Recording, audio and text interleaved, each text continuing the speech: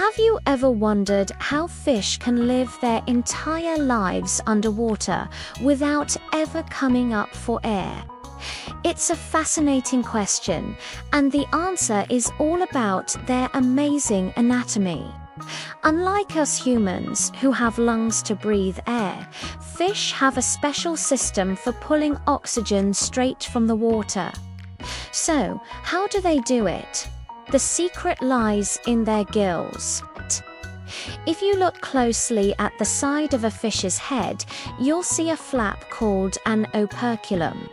This acts like a protective cover for the gills, which are feathery, delicate structures packed with tiny blood vessels.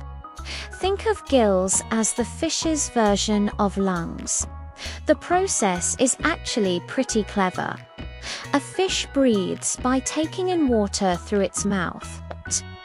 Instead of swallowing it, the fish forces the water over its gills and then out through the openings under the operculum.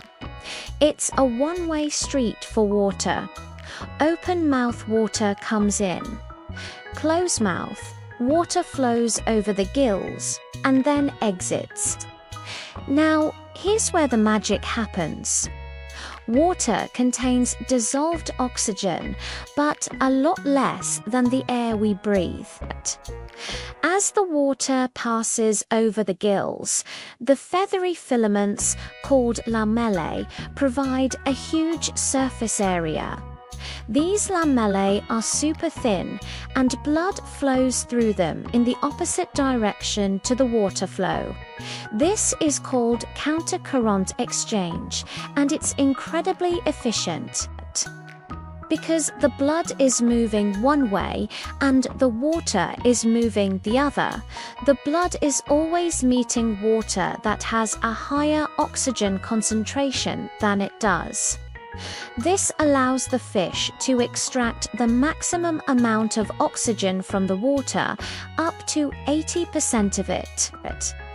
The oxygen then diffuses from the water into the blood, where it gets picked up by hemoglobin and carried throughout the fish's body, just like in humans.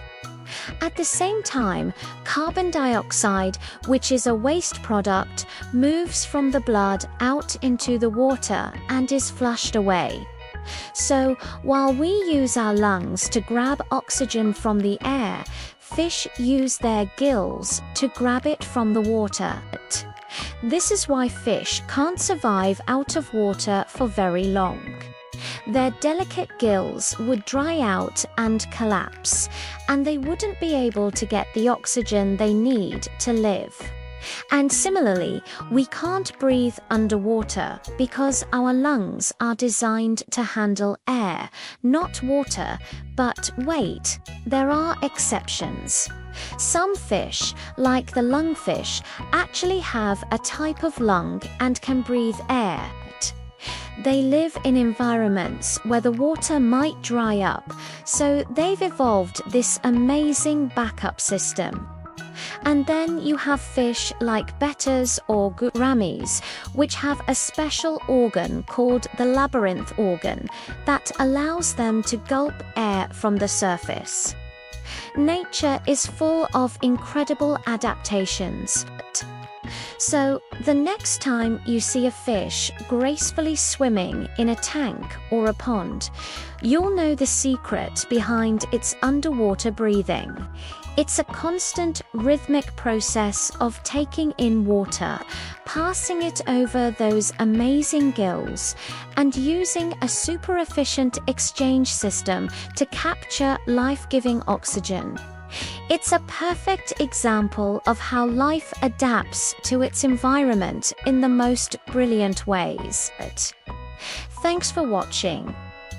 If you found this fascinating, don't forget to hit that like button and subscribe for more amazing facts about the natural world. See you in the next video.